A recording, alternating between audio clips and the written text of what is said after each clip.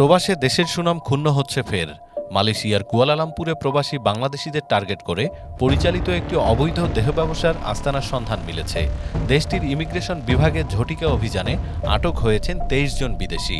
মালয়েশিয়ার গণমাধ্যম দ্য সানের প্রতিবেদন অনুযায়ী গত মঙ্গলবার রাতে জালানকুচাই লামার একটি আবাসিক ভবন ও ব্যবসা প্রতিষ্ঠানে অভিযান চালিয়ে এই চক্রটি ধরা হয়। ২ সপ্তাহ গোয়েন্দা নজরদারির পর এই অভিযান পরিচালনা করে অভিবাসন বিভাগ।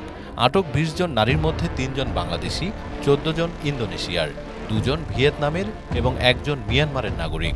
এছাড়া মিয়ানমারের ৩ জন পুরুষও আটক হয়েছেন।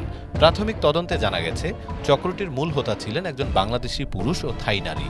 সামাজিক যোগাযোগ মাধ্যম ব্যবহার করে ক্লাং ভ্যালিতে বসবাসরত বাংলাদেশিদের এই আস্তানায় টার্গেট করা হতো।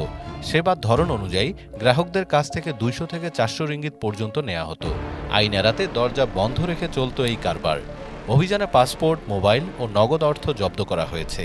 অবৈধ কার্যকলাপে জড়িত থাকার অভিযোগে মূল হোতাসহ সবাইকে ইমিগ্রেশন আইনে আটক করে পরবর্তী আইনি পদক্ষেপ নেওয়া হচ্ছে।